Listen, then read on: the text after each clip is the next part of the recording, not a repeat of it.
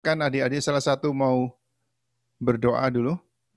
Baiklah, mari kita dalam doa. Kembali ya Tuhan, kami mengucap syukur pada pagi hari ini Tuhan, atas penyertaan-Mu Tuhan, dan kesehatan yang Kau berikan Tuhan. Pada pagi hari ini Tuhan, kami akan memulai pelajaran kami Tuhan. Kau berkati Pak Handoyo yang akan mengajar kami Tuhan. Kau tambahkan hikmat kepadanya Tuhan, supaya kami bisa menangkap dan bisa memahami pelajaran apa yang disampaikan beliau Tuhan. Kami membuka pelajaran ini Tuhan hanya dalam nama Tuhan Yesus. Kami berdoa mengucap syukur, haleluya, amin. Ya, kita berterima kasih kita semua masih sehat semua. Ya, banyak teman-teman kita sudah pada berguguran. Teman-teman terdekat juga, ya hamba-hamba Tuhan juga, dokter-dokter juga. Wah, banyak sekali. Jadi kalau kita masih sehat ini kita terima kasih ya. Ya, silakan Pak Handoyo, terima kasih atas kesetiaannya mau mengajar kita. Puji Tuhan, shalom buat semuanya. Halo Pak.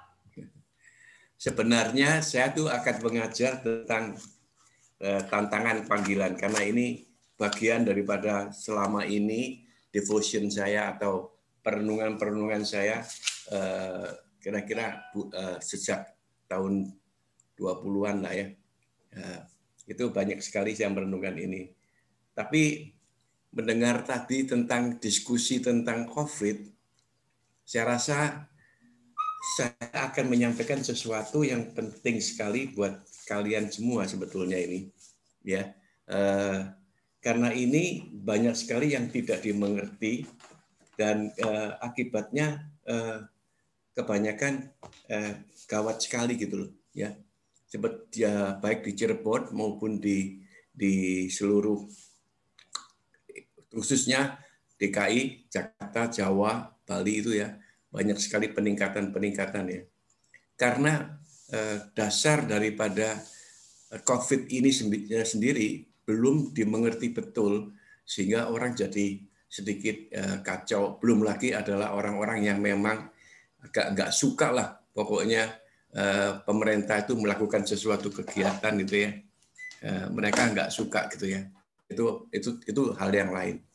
Tapi saya ingin sampaikan di sini, mungkin kalian bisa membagikan ini buat banyak orang. Saya rasa kalian juga sudah menerima di WA kalian. Tapi ini yang saya rangkum dari sekian banyak orang yang menyampaikan tentang COVID ini ya, bahaya COVID dan lain-lainnya ya. Kan juga seperti tadi kata Pak David, banyak sekali teman-teman kita juga sudah berguguran ya. Nah, yang pertama yang ingin saya sampaikan adalah mengenai salah pengertian atau banyaknya orang menjadi khawatir, takut karena media mengumumkan tentang jahatnya COVID ini. Artinya apalagi dengan varian-varian baru yang begitu cepatnya menular ya, sehingga semuanya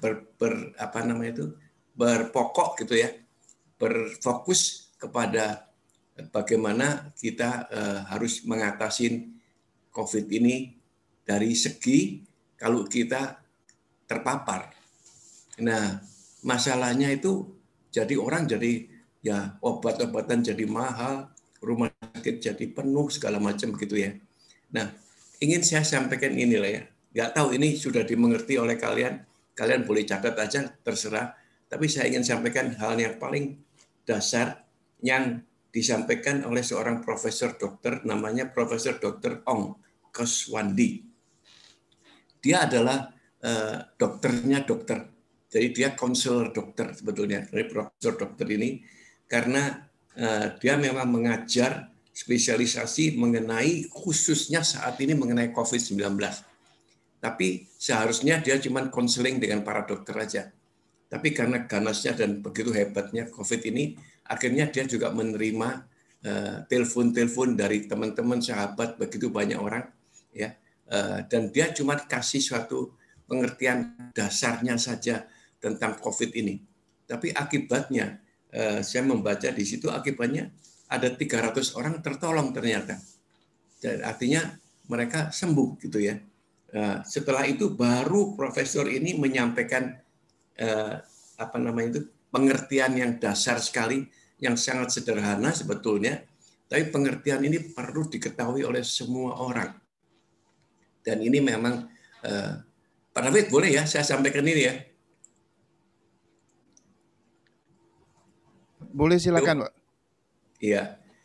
Jadi inilah dasarnya ya. Saya ingin katakan yang pertama dasarnya adalah COVID ini tidak bisa dikalahkan dengan obat-obatan.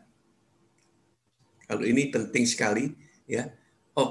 Sebetulnya COVID ini adalah suatu yang virus yang jelas sekali kita nggak bisa melihatnya. Ya, kalau dari segi kita nanti saya juga nanti akan cerita sedikit tentang tantangan panggilan. Ini adalah lawan yang tidak kelihatan. Dengan perkataan lain, kita bisa kategorikan ini adalah penguasa-penguasa di udara atau si iblis itu sedang melakukan suatu serangan yang hebat seperti peperangan gitu ya. Cuman senjatanya ini nggak kelihatan sama sekali. Namanya virus. Nah, ini yang hebatnya. Tuhan sebenarnya sudah menyediakan persediaan buat kita semuanya. Ini yang kita nggak sadarin. Nanti mungkin di dalam panggilan tantangan akan saya sampaikan lagi, yaitu yang namanya antibodi. Yang namanya antibodi. Hanya antibodi ini yang bisa mengalahkan virus itu. Perhatikan ini sekali. Ya, kalau begitu obat-obatan gimana? Obat-obatan selama ini ya, sampai hari ini, obat-obatan itu hanya mengobati gejala-gejalanya saja. Misalnya demam pakai paracetamol, misalnya batuk pakai Flumicin dan lain-lainnya. Ya, itu hanya mengobati gejalanya saja, tidak bisa mengalahkan virusnya. Yang bisa mengalahkan itu adalah antibodi. Ya, dan saya kemudian membaca ini, saya mulai iya ya. Kenapa kita nggak sadar betul bahwa Tuhan itu sebetulnya sudah memelihara kita, ya. Meskipun kita tahu juga kita sudah terlalu terlambat lah, artinya bukan terlambat gimana, memperhatikan tentang antibodi kita. Antibodi ini satu-satunya adalah kita bisa menyehatkan tubuh kita. Karena itu kadang-kadang kita nggak menyadari ya. Jadi yang disebut antibodi ini penting sekali, badan kita sehat. Badan kita bisa memenuhi syarat kesehatan yang paling dasar. Nah, bagaimana itu caranya kita menguatkan antibodi kita? Yaitu dengan sederhana saya dikatakan kita harus, saya pernah sampaikan ini, kita harus yang pertama jaga mulut kita. Artinya makanan. Ini penting sekali, makanan dan minuman ini penting sekali untuk kita semuanya menjaga antibodi kita supaya baik. Artinya apa? Di sini disebutkan dengan bagus sekali. Nomor 1, harus cukup protein seperti telur, susu gitu ya. Yang kedua, vitamin itu harus betul-betul disesuaikan dengan kebutuhan tubuh kita yang meningkat. Vitamin apa? Ya paling banyak sekarang vitamin C, vitamin D, vitamin E gitu misalnya ya. Itu harus. Dan kalori. Nah, kalori ini kadang-kadang kita nggak sadar. Jangan kita protein maupun kalori ini karena kita kebiasaan kita makan nasi dan ternyata nasi itu betul-betul akan menimbulkan, kalau nasi dikasih dengan gula, itu akan menimbulkan lemak dan akibatnya nasi itu juga bergula. Nah, akibatnya sebetulnya yang jadi makanan virus ini adalah gula. Jadi dia akan tumbuh dengan cepat sekali, ya, gula, dan dia membutuhkan tempat yang bisa bertumbuh, yaitu di cairan yang dianggapnya agak dingin di dalam kerongkongan kita atau di lubang hidung kita. Masuknya dari situ saja, nggak bisa masuk dari lain-lain. Karena itu kita kemudian harus pakai masker dan lain-lainnya. Itu yang paling penting ya. Jadi saya ingin katakan di sini, tubuh kita itu yang harus dijaga. Jadi artinya apa? Jaga mulut kita pertama kali.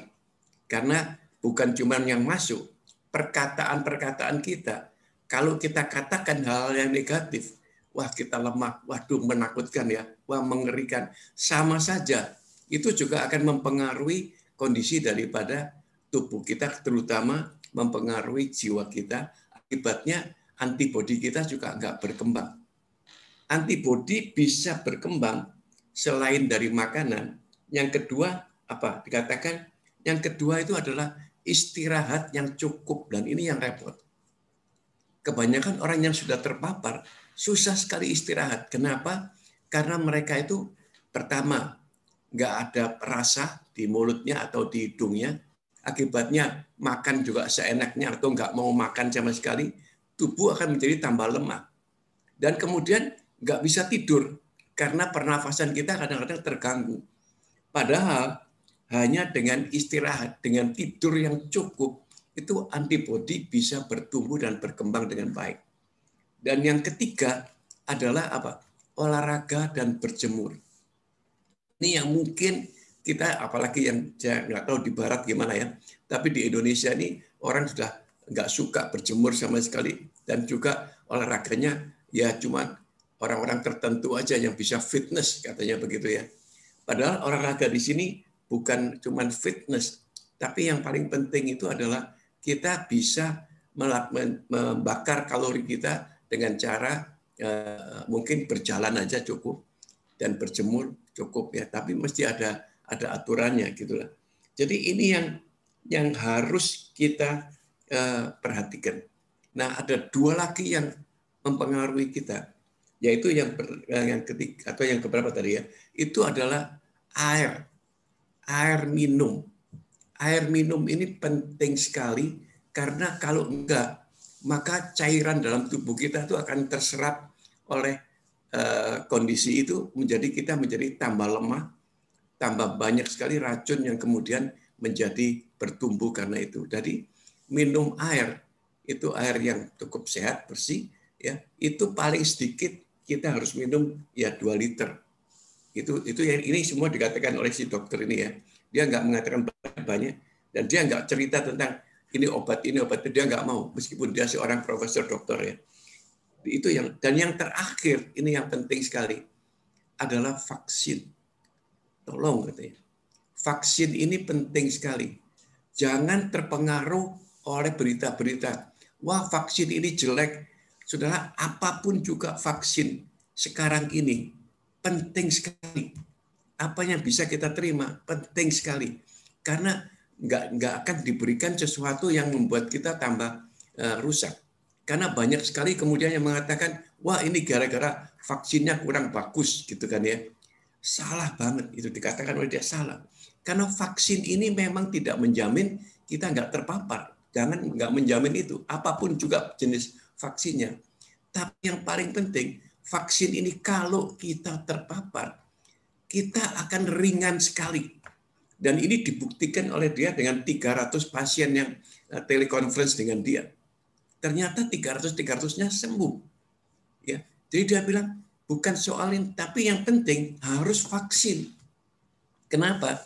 Karena vaksin ini paling tidak membuat antibodi, terutama membuat perlawanan terhadap virus tertentu loh ini ya. Vaksin ini kan cuma untuk COVID saja gitu ya. Ini tertentu. Kalau antibodi itu untuk semuanya gitu ya.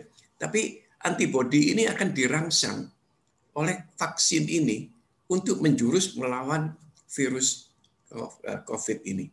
Jadi ini penting sekali. Ini ingin saya sampaikan ya, buat banyak orang, kan banyak sekali yang salah mengerti gitu ya, bahwa wah bisa diobatin kok sekarang.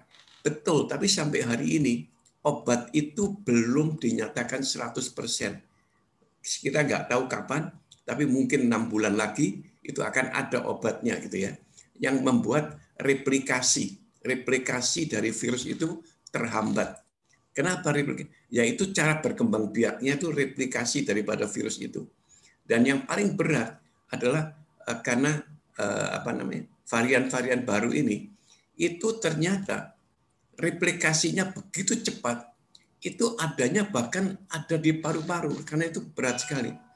Karena itu diajarkan juga cara mengembangkan, menyehatkan paru-paru kita.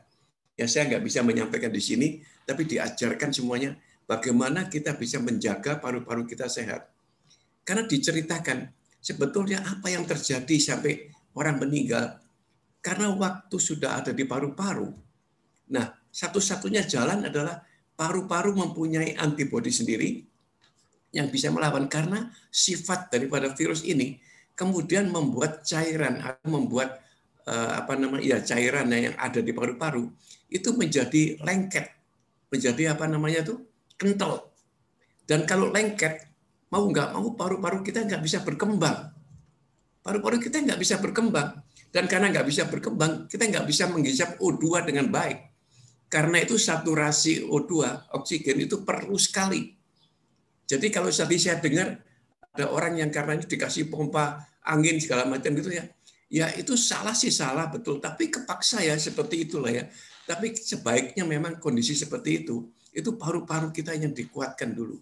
Dan ini kalau orang yang sudah terpapar, udah nggak bisa. Mereka kebanyakan sudah lemes, sudah nggak kuat. Padahal ada cara-cara untuk menguatkan paru-paru kita. Dan itu terjadi pada saat kita olahraga dan berjemur itu lebih bagus sekali. Di samping adalah vitamin D ya, itu penting sekali.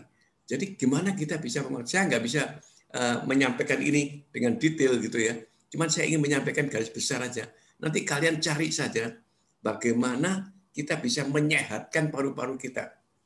Jadi dengan vaksin, dengan kita menjaga tubuh kita sendiri, dengan menyehatkan paru-paru kita, itu paling tidak kita tidak akan terpapar sampai berat. Itu paling tidak seperti itulah, ya. Dan ini dibuktikan oleh Dr. Ong ini dengan 300 pasien yang telekonferensi tuh ya. Dia nggak datang ke tempatnya, kan dokter ini udah nggak mau terima pasien karena dia dokternya dokter, cuma terima konseling aja. Tapi karena orang-orang minta, akhirnya dia oke. Dan dia cuma nyampaikan ini saja, memperbaiki antibodi tubuh kita. Cuman itu aja dia bilang, nggak bisa nggak. Jadi ini yang saya sampaikan pada pagi hari ini.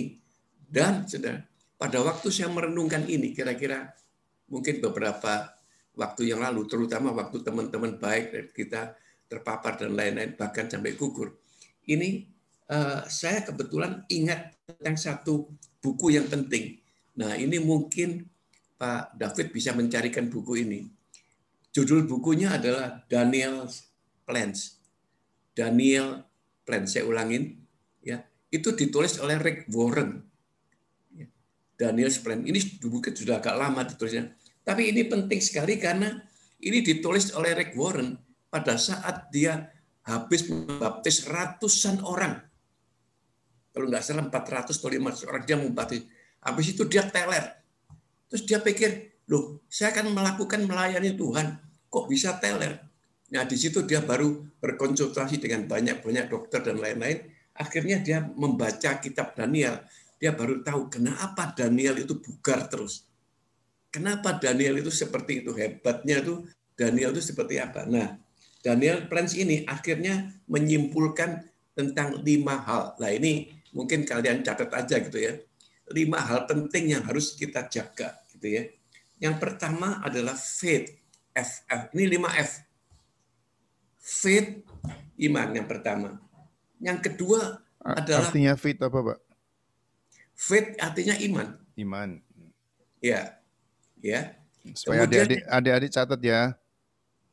5F, tapi F yang pertama itu faith, itu artinya iman. Ya, ini pakai bahasa Inggris karena Rick Warren tulisnya dalam itu ya. Yang kedua adalah food, makanan, ya kan? F kedua. Yang ketiga fitness. Yang ketiga fitness. Kita tahu fitness itu apa? Yaitu olahraga ya. Yang keempat fokus.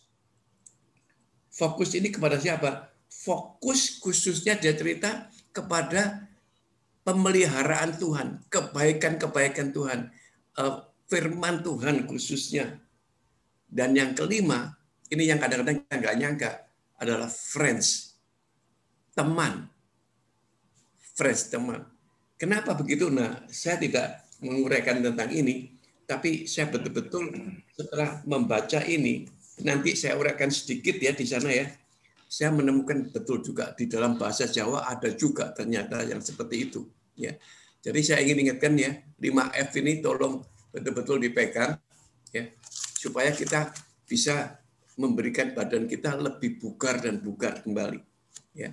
Terpapar pun katanya Dokter Ong, kita pasti nggak akan berat, itu aja. Nggak akan membawa sampai kondisi kita sangat berat. Tapi ya, seperti tadi saya ulangin, Dokter Ong menyampaikan semua ini hasilnya juga sama seperti yang disampaikan oleh Kitab Daniel. Luar biasa Tuhan kita. Baik, ini apa namanya, ini pembukaan aja lah. Sorry, saya agak sedikit panjang ya. Tapi saya akan masuk kepada pokoknya saat ini, yaitu tentang tantangan dalam panggilan kita. Tantangan dalam panggilan kita, ya, ya udah dibuat. Thank you nih, ya, bagus sekali. Tantangan dalam panggilan, ya. Nah, yang pertama yang kita ingat, saya ingat ini sudah kita sampaikan beberapa minggu yang lalu. Ayo kita lihat dulu 1 Petrus 5 ayat 7 dan 8. Ayat 7 dan 8. Nah, tapi di sini saya uraikan sedikit beberapa hal yang penting. Ya. Serahkanlah segala, tolong, kekhawatiranmu. Ini yang membuat kita tambah terpuruk.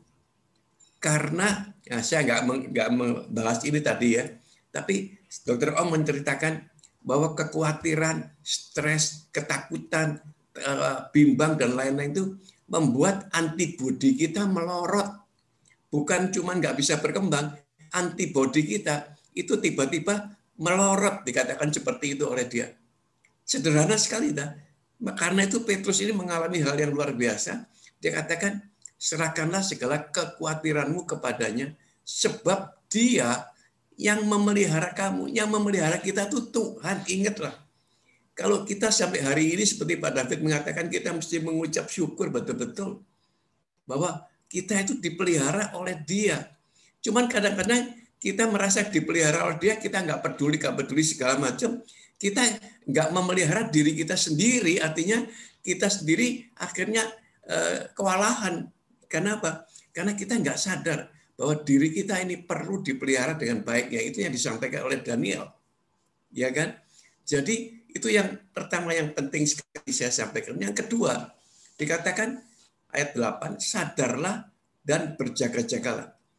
Ini dua kata ini sudah saya uraikan waktu minggu-minggu yang lalu. Sadar dan berjaga-jaga. Saya nggak menyampaikan sampai detailnya.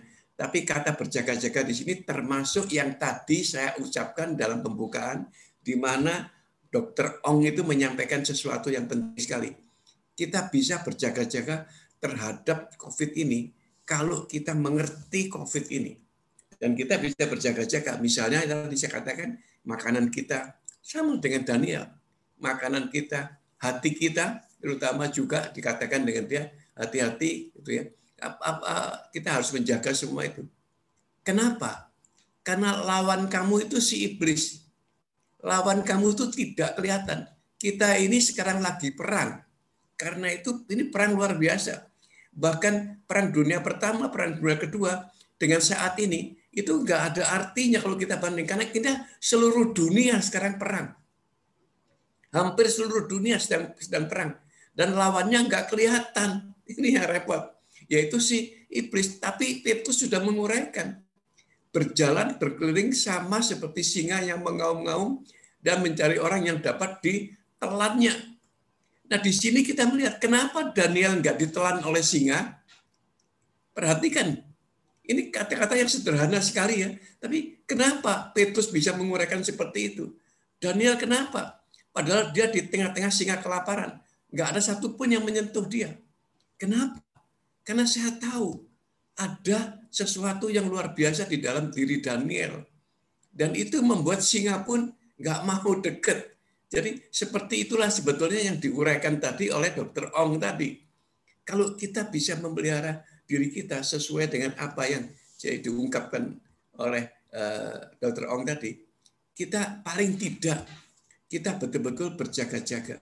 Di sini, waktu dulu saya nggak mengerti. Saya pikir sadar dan berjaga-jaga cukuplah dengan berdoa dan mengucap syukur aja. Saya pikir cuma itu aja. Ternyata nggak seperti ini. Nah, ini saya dapat kenapa?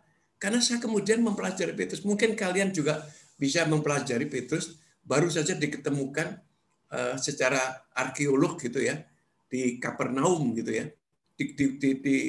Ditemukan suatu hal yang luar biasa. Sebetulnya udah lama diketemukannya, tapi baru tahun 1960 itu diperbarui dan dibangun ya. Ternyata rumah Petrus adalah tempat sebetulnya gereja mula-mula. Dan rumah Petrus itu kemudian dibangun dengan segi 8. Ini yang aneh sekali. Dalam segi 8, rumah Petrus dibangun. Dan ini yang baru saja diuraikan kemudian. Kenapa begitu? Karena Petrus. Nah, ini yang karena Petrus bisa menyampaikan ayat 7 dan 8 ini karena dia melihat dengan mata kepala dan mengalami dan merasakan semua itu. Bayangin, dia begitu hebatnya boleh dikatakan dengan bisa mulai sesuatu ya di tempat dia, di mana itu mungkin juga gara-gara 3.000 orang bertobat ketika dia khotbah pertama kali, mau ditampung di mana. Akhirnya ditampunglah di situ. Dan di situ kita lihat sekali bagaimana si Petrus ini bisa menulis, lawan kamu itu iblis.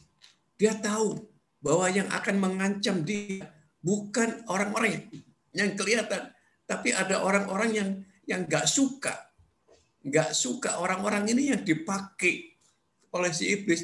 Orang-orang yang nggak suka itu mulai menteror, mulai mengancam dan seterusnya. Jadi lawan kita bukan orang itu sebetulnya, dia katakan. Lawan kita itu adalah iblis yang nggak suka sama Yesus sendiri. Dari situlah kemudian kita tahu, oh begitu ya ceritanya ya. Jadi oke, saya teruskan sedikit lah ya. Saya teruskan sedikit sekarang. Kenapa Yosua misalnya itu dikatakan di Yosua 1 ayat 9 terutama ya, itu juga dikatakan seperti ini, jangan kecut dan tawar hati. Ini pahlawan besar loh, tapi dia tetap memberikan anjuran, kamu harus kuat, jangan kecut dan tawar hati.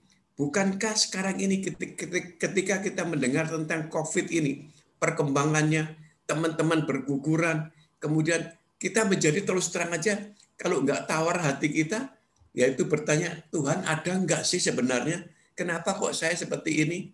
Ya, kalau enggak kita jadi kecut kan? Artinya kecut itu, aduh, stres sendirilah, stres sendiri. Gimana ya?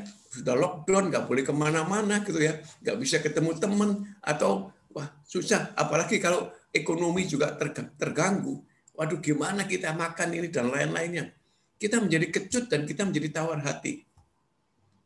Karena itu pahlawan sebesar Yosua pun Tuhan mengingatkan. Sebab Tuhan Allahmu akan menyertai engkau kemanapun engkau pergi. Tapi engkau harus teguh, harus kuat. Nah, disinilah pengertian tentang fokus bahwa Tuhan itu memelihara kita. Bahkan apapun yang terjadi, Petrus mengalami juga apapun yang terjadi, Tuhan tetap menyertai dia. Ya, kita kalau melihat kehidupan Petrus luar biasa sekali ya. Nah, kemudian sekarang apa yang kita akan teruskan sedikit? Ya, kita teruskan sekarang cara mengatasi sekarang. Bagaimana kita cara mengatasi khawatir, cemas, takut, kecut, tawar hati ini? Gimana caranya? Karena ini selalu mengikuti kita. Dikatakan seperti singa yang mengaum-ngaum ada di sekitar kita. Sekarang ini media itu luar biasa ya. Luar biasa media, komunikasi, wah segala macam halnya membuat kita kadang-kadang malah jadi ya itu, kalau nggak kecut, tawar, bahkan khawatir, cemas, takut gitu ya.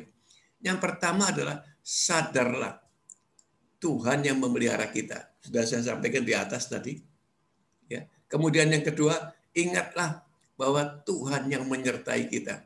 Itu disampaikan oleh Petrus di kitab 1 Petrus 5 tadi ya. Memelihara kita.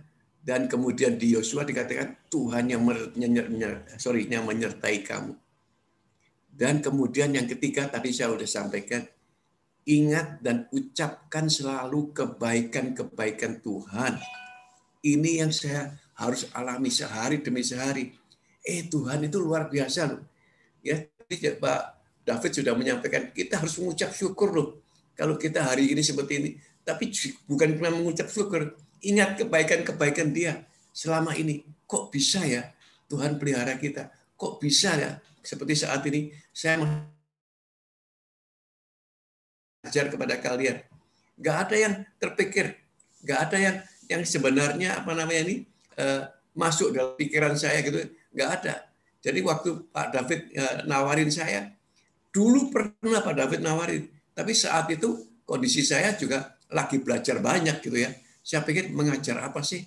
Nggak ngerti saya. Tapi beberapa minggu yang lalu atau beberapa bulan yang lalu Pak David menyampaikan dan saya akan, saya mulai ingat kebaikan Tuhan. Kenapa ya? Tuhan memberi saya buku-buku demikian banyak. Tuhan mengizinkan saya belajar demikian banyak. Ikut pelajaran tentang teologi. Sampai Tuhan izinkan saya boleh mengambil master saya, meskipun itu adalah master mengenai kepemimpinan gereja. Saya melihat, ya Tuhan kok izinkan saya. Tuhan izinkan saya berkeliling kemana-mana. Sampai hari ini pun ada di Cirebon, saya mengucap syukur. Tuhan mengajar saya di kota Cirebon ini dengan banyak hal. Nah, yang terakhir ini yang tadi saya katakan. Kalau Daniel itu adalah, jadi kitab Daniel di bahasa Jawa itu ada yang kita harus jaga. Dan ini sama seperti yang Dr. Ong tadi sampaikan. Yaitu yang pernah saya sampaikan. Kata-kata jamu, japir, kendi. Jamu, japir, kendi. Kenapa demikian? Yang pertama, jaga mulut. Tolong perhatikan.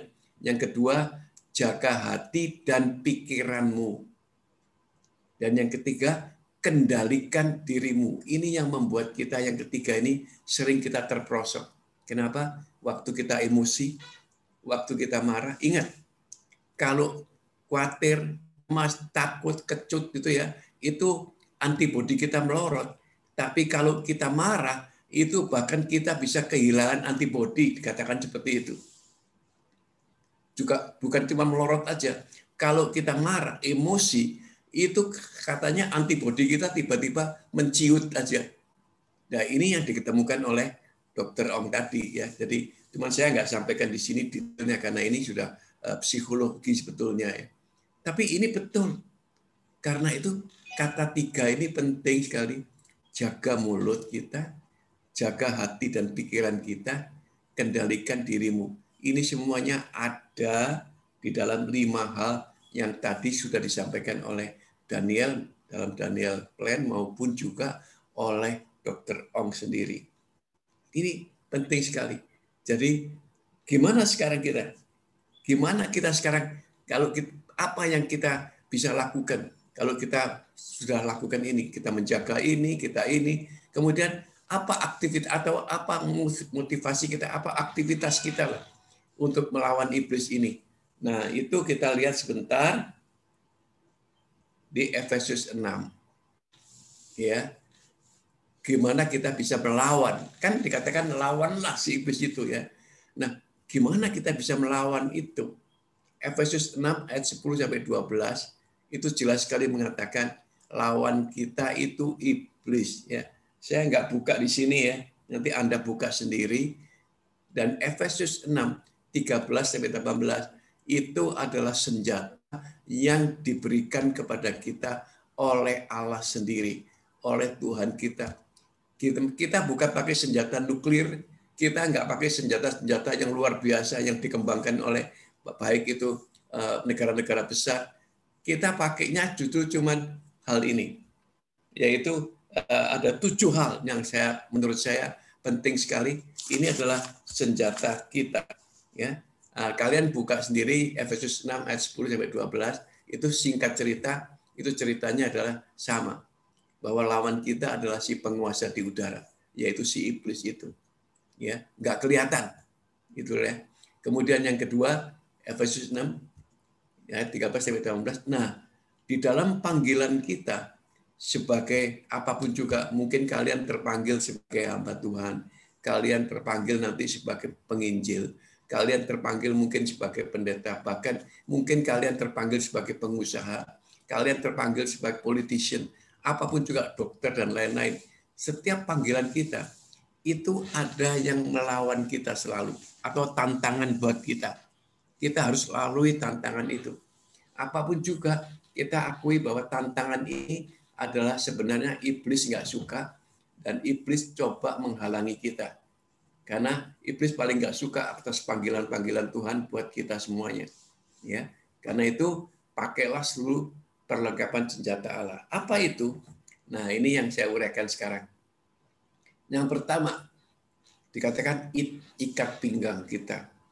Ikat pinggang kita dengan apa? Kebenaran. Ini yang sering sekali membuat kita, ya seperti tadi yang saya sampaikan, kita nggak kelihatan gitu ya kebenaran yang sebenarnya. Sampai Dr. Ong tadi menyampaikan dengan jelas sekali, lawan kita itu dikatakan itu nggak kelihatan. Itu yang namanya COVID itu nggak kelihatan lawan kita. Jadi kebenarannya apa? Kebenarannya, ingat, Tuhan pernah mengatakan, akulah jalan, kebenaran, dan hidup itu sendiri. Jadi kita harus gali kebenaran itu sebenarnya. Yaitu dari mana? Dari tadi diuraikan oleh Dr. Ong, bahwa kebenaran itu, bahwa Tuhan sudah memberikan kepada kita antibodi. Itu benar, kebenaran yang hakiki sebenarnya.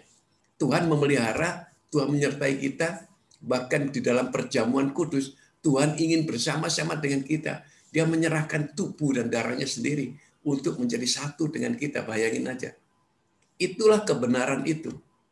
Yang kedua, kalau kita tahu itu, kita ikat pinggang kita dengan kebenaran. Yang kedua, dikatakan apa? Kita diberikan suatu baju serah, pengaman buat diri kita, yaitu keadilan. Ini yang sering sekali kita merasa diganggu oleh si iblis. Contohnya hari-hari ini. Kenapa teman-teman kita yang pelayanannya luar biasa, kok Tuhan panggil ya? Wah, ini pasti dosa. Segala macam gitulah pikiran kita.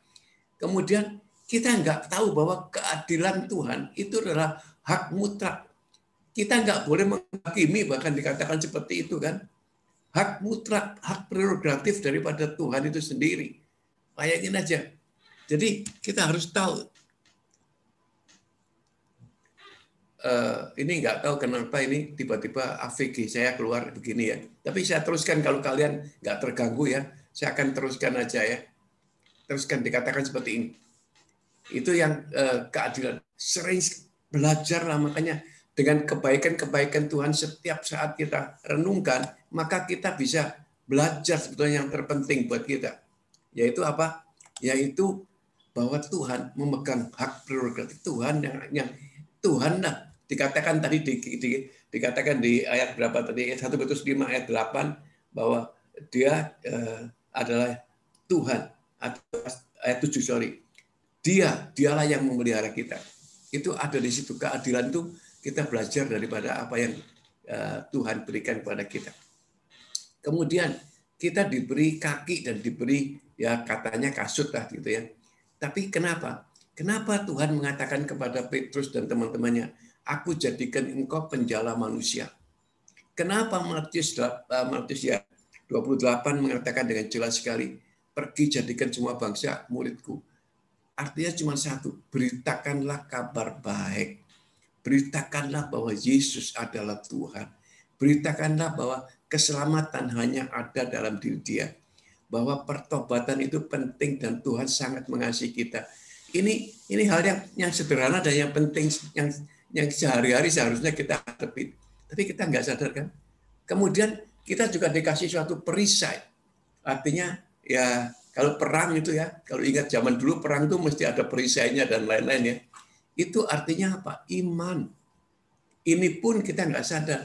Iman tumbuh dari pendengaran. Pendengaran akan firman Tuhan. Kalau kita nggak bergaul erat dengan Tuhan, kalau kita nggak bergaul erat dengan firman Tuhan, artinya setiap saat sebetulnya, ayolah kita adakan waktu untuk ini, bergaul dengan firman Tuhan. Ya, meskipun mungkin ya pagi paling enak lah, ya boleh pagi. Mungkin siang dengan kesibukan kita dan lain-lain, akhirnya nanti malam lagi. Oke, malam. Tapi sediakan waktu untuk terus bergaul dengan firman Tuhan. Nah, kenapa dikatakan ketopong? Itulah yang diberikan Tuhan, keselamatan. Keselamatan kita itu dijamin oleh Tuhan. Kalau saya baca ketopong ini, saya bayangkan seperti helm. Ya, helm untuk orang yang berkendaraan itu loh ya. Saya bayangkan itu karena saya suka sekali MotoGP.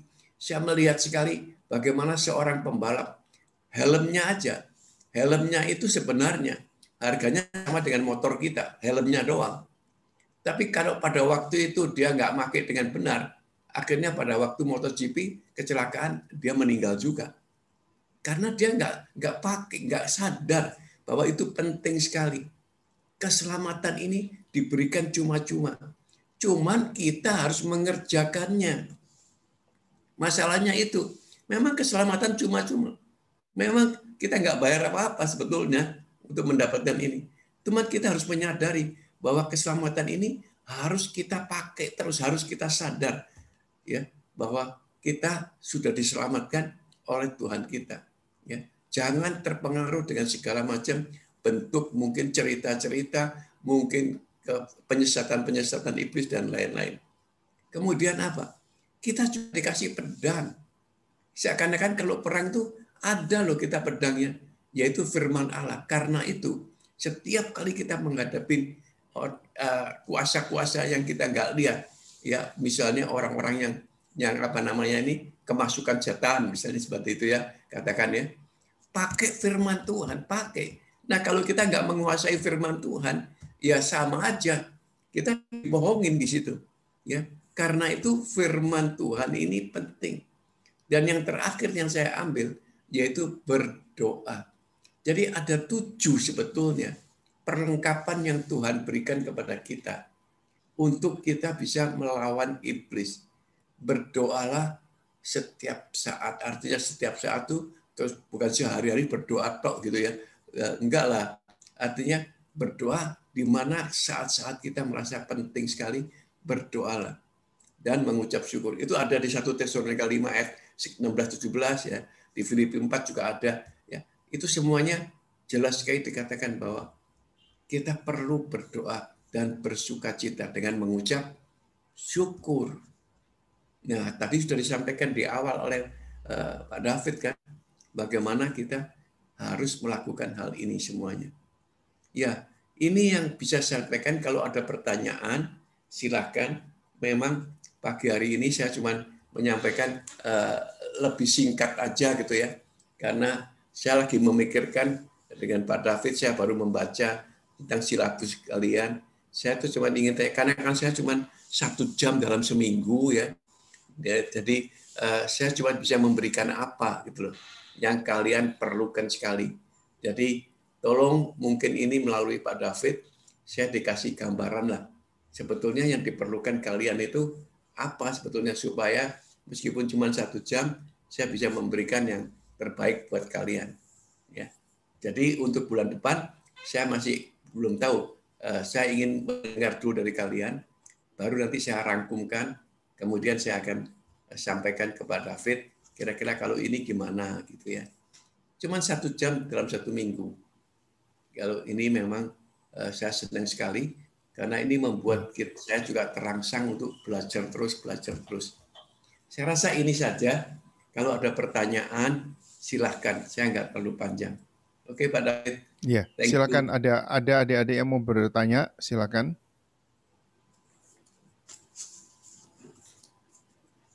Atau komentar. Enggak, Pak, jelas, Pak. Nggak ada yang bertanya. Ya, terima kasih Pak Han yang berbicara dengan banyak, menceritakan banyak pengalaman-pengalamannya selama melayani Tuhan. Ya, saya kenal dengan Pak Han ini udah puluhan tahun. Dan kita sama-sama kan waktu kita melayani ke Pontianak, ke Padang, kemana begitu ya. Kita sama-sama gitu berjuang. Dan setelah berapa puluh tahun itu masih bisa ketemu lagi begitu, luar biasa. Ya, jadi adik-adik harus ada konsistensi di dalam pelayanan. Kita harus kuat, kita harus tangguh, tidak boleh gampang menyerah. Harus seperti militer yang pantang menyerah ya. Ya itulah. Kalau nggak ada pertanyaan, mungkin ada apa bisa menyampaikan kira-kira kebutuhan apa yang diperlukan ya. Mungkin Eric bisa menyampaikan atau mungkin siapa, mungkin Pak Yonatan juga bisa menyampaikan kira-kira yang dibutuhkan oleh adik-adik kita tuh apa begitu ya. Ya, thank you. Saya ingin sekali dapat feedback dari kalian semuanya karena penting sekali ya buat saya untuk belajar dan belajar terus ya. Ya. Ada komen? Erik mau ngasih komen atau Pak Yonatan? Oke, mungkin dari saya karena dilihat dari berbagai pengalaman dan kejadian, saya rasa yang salah satu yang sangat vital juga untuk kita di sini adalah pembentukan karakter, Pak. Karena talenta dan karunia apapun yang Tuhan kasih itu gampang tiba-tiba sirna aja karena karakter yang nggak baik, Pak. Jadi ya kita lihat dari beberapa pengalaman murid-murid sebelumnya kan. Jadi mungkin kalau ditanya kebutuhan itu yang nggak bisa berhenti ya diajarkan. Mungkin itu yang dari saya, Pak. Karena kalau bahas tentang khotbah, belajar khotbah itu berkaitan dengan jam terbang. Terus WL juga seperti itu. Ya karakter, Pak. Mungkin yang jadi kebutuhan menurut saya. Mungkin dari Pak Jo mungkin ada.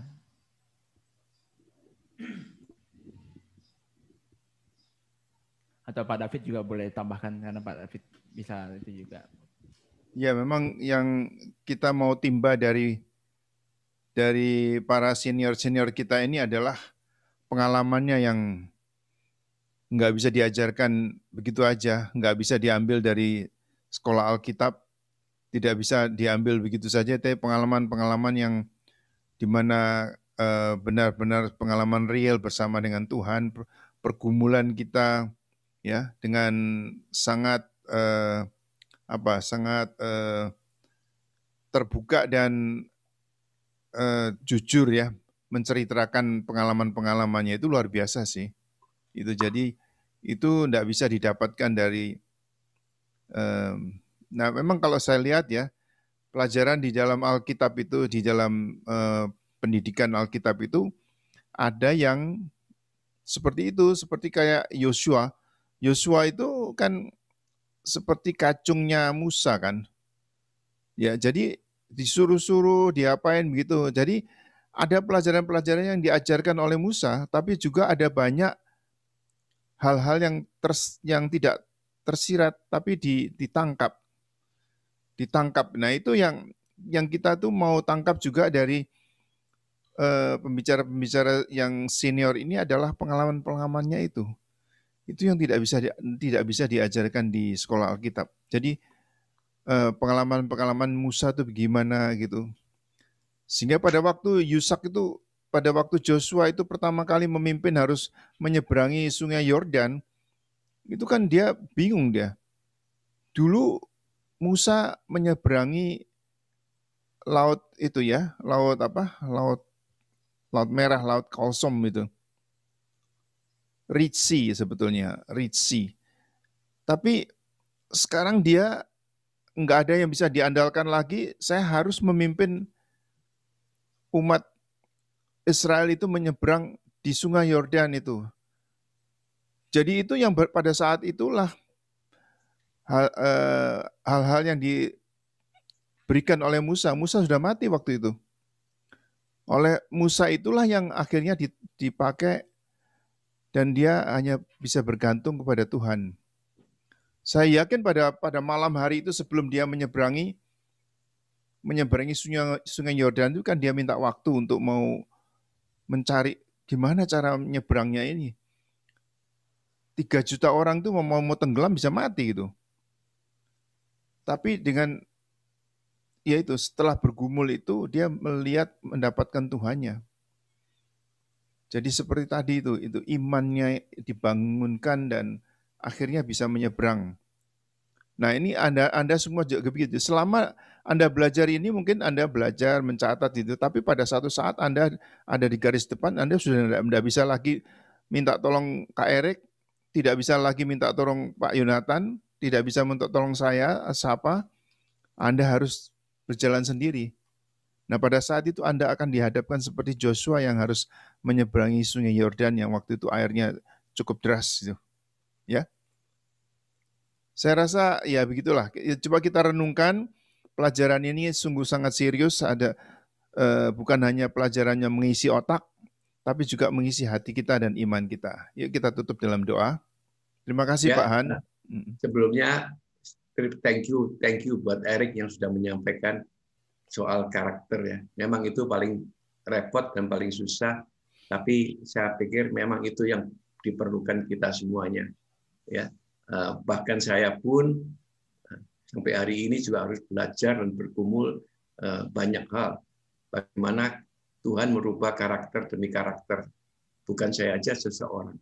Ya, saya kalau senang sekali kalau Pak Yo juga ada di sini, Pak Yonatan. Saya itu kan guru saya sendiri gitu. Saya banyak belajar tentang keluarga tuh, ngikutin seminar dia dan lain-lain. Ya, thank you lah, saya dikasih kesempatan untuk ini. Ya. Jadi saya pikir kalau memang itu yang dikehendaki, saya coba mencari poin-poin tertentu, kan cuma 1 jam dalam 1 minggu ya. Saya akan pelan-pelan sedikit demi sedikit. Oke, kalau itu coba nanti saya sampaikan ke Pak David. Terima kasih Pak Han. Yuk kita akhiri. Siapa yang mau berdoa silakan, dari Singkawang atau dari Gua Buma atau dari mana? Terserah, dari Sebude juga boleh. Mari kita bersatu dalam doa.